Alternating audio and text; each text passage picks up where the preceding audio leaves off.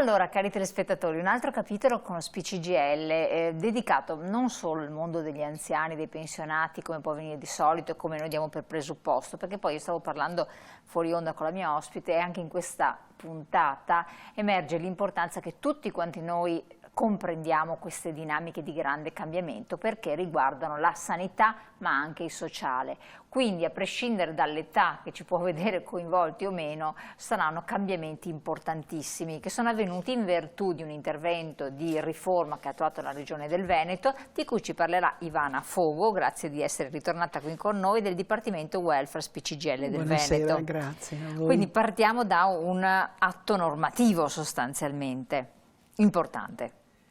Sì, allora noi abbiamo sempre come faro, abbiamo sempre il decreto ministeriale 77 che è quello che stabilisce i nuovi modelli e gli standard dell'assistenza territoriale, che è questa novità di luglio, è entrato in vigore il 7 luglio di quest'anno.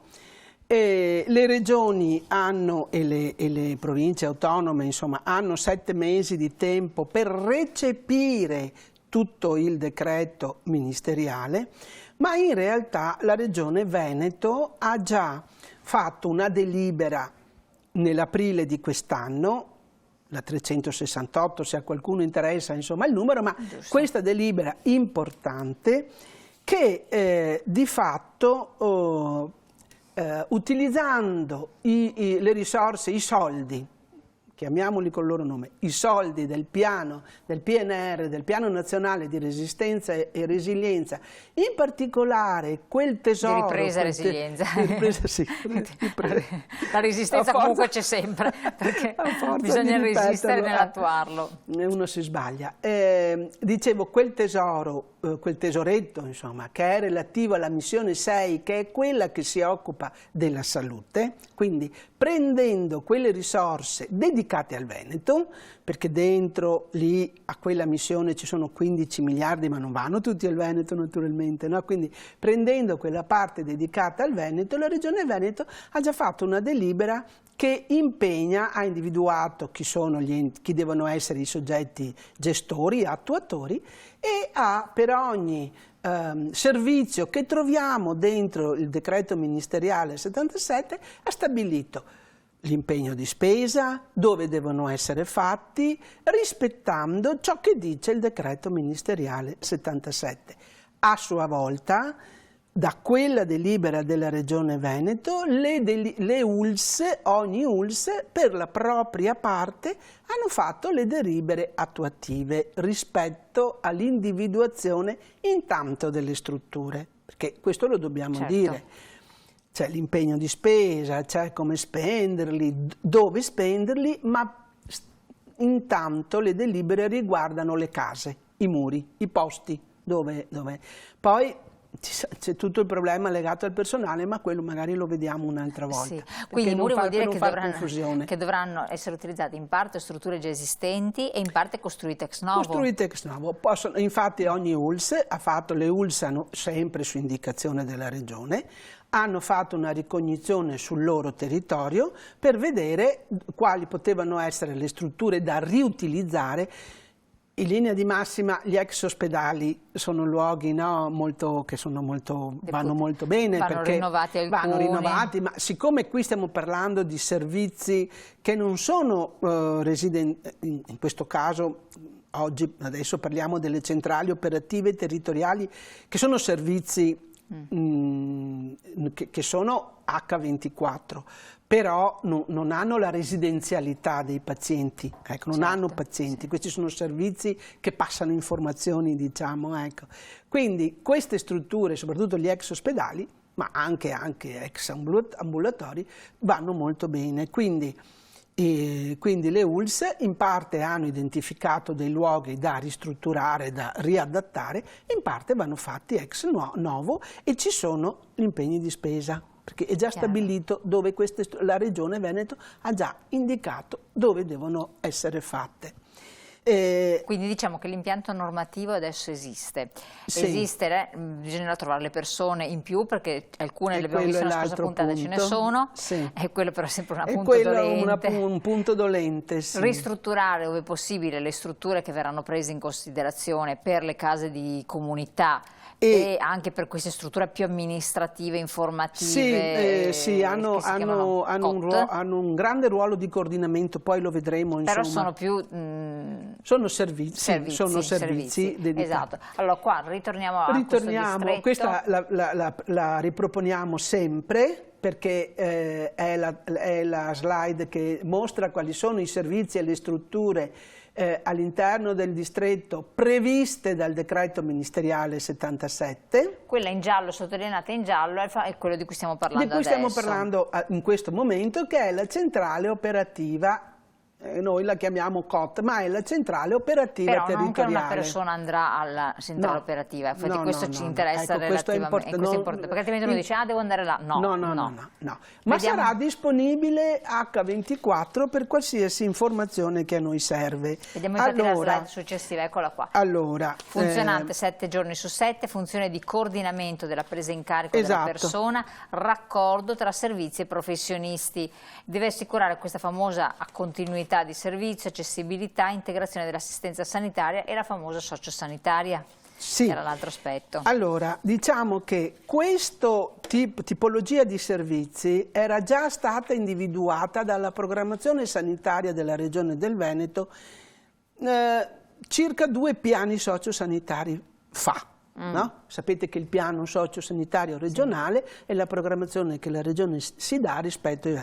Ci si era reso conto, ormai siamo stufi di ripeterlo, però è bene che lo diciamo, ci si era resi conto che non esisteva un collega, l'abbiamo sempre noi poi delle organizzazioni sindacali, in particolare per i pensionati, per le persone insomma, che rappresentiamo noi dello SPI, della grande cesura, della grande criticità che esisteva tra l'ospedale e il territorio. Le famose dimissioni, vengono dimessi soprattutto gli anziani, magari dopo un intervento, magari non ancora guariti, perché è difficile che si guarisca in ospedale, insomma, no, ci vuole anche la riabilitazione, vengono mandati a casa. Se le famiglie si sentono sperdute e sole, soprattutto se questo avviene il venerdì, che è la giornata nella quale i servizi territoriali del distretto attuali, insomma, al venerdì pomeriggio chiudono e quindi insomma ci si trova il sabato e la domenica. La centrale operativa territoriale, nata, ripeto, già due piani fa, aveva proprio lo scopo di mettere in collegamento l'ospedale, al momento della dimissione soprattutto, l'ospedale con il territorio. Però era un servizio, in particolare informatico. Il cittadino non aveva accesso a questo servizio, era un passaggio di informazioni tra l'ospedale e il territorio, presa in carico laddove ci si accorgeva che la situazione era non così tranquilla, però insomma non ben strutturata fino in fondo, anche se esisteva. Per esempio qui nel nostro territorio, dato che siamo a Padova, ne esistevano 3, una per ogni ex ULSS, che poi è diventata una sola quando siamo diventati ULSS 6. Oggi invece qui ne avremo, per esempio per la 6, ben 9. Perché il decreto ministeriale 77 dice che dovremo avere una centrale operativa ogni 100.000 abitanti. Infatti andiamo a vedere la slide successiva, eccola qua, una ogni 100.000 abitanti o a valenza distrettuale se il distretto ha un bacino di utenza maggiore, un coordinatore infermieristico, 3-5 infermieri, 1-2 unità di personale di supporto. Vedete? Ma perché 3-5 infermieri, personale di supporto se ha un ruolo soltanto informativo? Perché comunque è cambiata completamente rispetto a quello che vi ho raccontato fino adesso, perché il decreto ministeriale 77 dà un sacco di funzioni a questo servizio e quindi perché potrebbe stare dentro la casa di comunità, ma soprattutto farà da raccordo non solo tra le strutture, in particolare struttura ospedaliera e struttura territoriale, ma anche anche potranno rivolgersi, in questo caso sì, alla centrale operativa territoriale anche i singoli cittadini. Quindi loro risponderanno a qualsiasi domanda e a qualsiasi richiesta, non solo. Ma siccome ormai dovrebbe essere tutto informatizzato, loro avranno la possibilità di poter verificare tutto quello che esiste in rete nelle nostre ULSS, in particolare nell'ULSS 6, adesso noi qua, ma in generale, e potranno identificare immediatamente il percorso e la situazione di quella persona, di quel cittadino che ha bisogno di aiuto, e potranno mettersi in contatto con tutti i servizi della rete dei servizi. Secondo me non bastano neanche, per come la vedo io, 3-5 infermieri sono troppo pochi, perché non si occupano personalmente, no? Non vanno presso il domicilio loro, ma devono mettere in rete e attivare tutti i servizi per dare la risposta. Si occuperanno, lo dico velocemente, per esempio delle ammissioni e dismissioni, per esempio dall'ospedale verso le strutture intermedie, oppure metteranno in contatto anche con le RSA. No? Tante volte quando le famiglie, dicevo, presso le strutture intermedie sapete che sono di 3 tipologie, l'ospedale di comunità, quelle riabilitative e gli hospice, quindi loro devono proprio avere la visione totale della situazione in tutte queste strutture. Quindi se non funziona questo non funziona più niente. Diciamo, non è proprio così, perché io se vado in una casa non funziona più niente, no, non è così, cioè, perché una comunque nel distretto obbligata, di passaggio obbligato? No, non è un passaggio obbligato, perché per esempio in un'altra trasmissione abbiamo incrociato la casa di comunità, dentro là abbiamo anche i punti unici, no? Per cui un cittadino può andare, cioè c'è una miriade di informazioni, no? Che però la cosa fondamentale, ed è importante ricordarlo, il decreto ministeriale mette in rete tutti. Adesso, perché non a caso, insomma, utilizziamo anche fondi per la digitalizzazione, no? Perché adesso abbiamo i computer. Certo, se i computer si fermano siamo finiti, perché abbiamo già visto, insomma, no? Quando l'ULSS 6 ha avuto quel problema, i cittadini di Padova, insomma, tutto ritornare alla pena. Però c'è un'interconnessione fra tutti questi servizi che in parte esistono già, ma se ognuno fa il suo, il cittadino invece ha bisogno di informazioni, ha bisogno in tempo reale e ha bisogno della risposta a quel momento lì. Non ha bisogno, ecco. Interviene anche sulla dimissione domiciliare, quindi, come dire, dà l'input anche per tutta l'assistenza domiciliare, non si passa solo da qua, ma insomma è importante che ci sia tutto questo collegamento. Dialoga anche con la rete emergenza-urgenza e dà un supporto informatico e logistico, attenzione, anche questo è importante perché oggi non avviene, a tutti i professionisti della rete assistenziale. E di chi parliamo? Medici di medicina generale, pediatri di libera scelta, medici, infermiere di comunità e di famiglia, cioè oltre al fatto che tutte queste persone tutti questi professionisti che io ho nominato hanno la facoltà, che oggi non c'è, di chiedere l'intervento della centrale operativa. Per coordinare, per avere informazioni, per chiedere, no, ecco, oggi questo non c'è. Certo, sono le famiglie, guardate, banalmente, faccio un esempio, banalmente, io ho visto, mi è capitato tante volte di avere delle persone non autosufficienti a casa seguite dalla famiglia e dalla badante, dall'assistente familiare. E va bene, a un certo punto si arriva a una situazione nella quale non è più sostenibile, è la famiglia, sono i figli o addirittura i nipoti, insomma chi ha la delega in quel momento, che deve fare tutti i percorsi, addirittura andare a contattare per esempio le varie RSA, se dovesse, no, è così che funziona.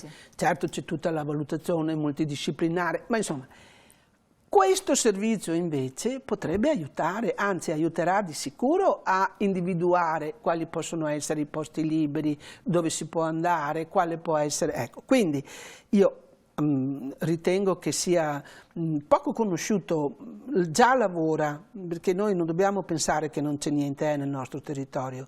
Questo servizio già c'è da svariati anni. Dov'è? Dov'è? Dov'è? Sta nelle segrete, no, insomma è all'interno dell'ULSS ovviamente, no? Però, ripeto, oggi per come è fatto, per come è stato normato, non è di accesso del pubblico cittadino. Ecco, quindi il cittadino c'è una differenza, il cittadino non telefona, non esiste che telefoni oggi alla centrale operativa.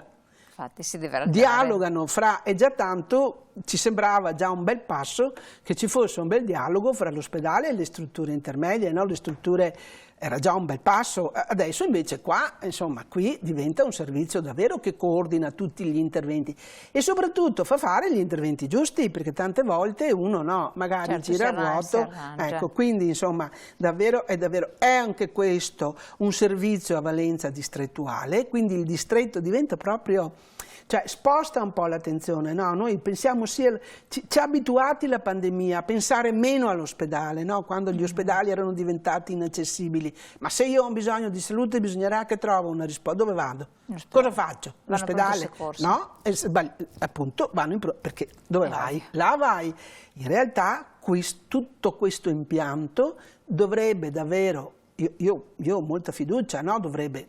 Sposterà l'attenzione, sposterà e risponderà ai bisogni del cittadino là dove il cittadino vive, perché gli ospedali, vedete, no, sono sempre più inaccessibili. L'altra cosa fondamentale, che è prevista sempre dal decreto, è che questa centrale operativa territoriale dialogherà con la centrale operativa regionale, quel famoso numero che vedevamo nella prima slide, 116-117.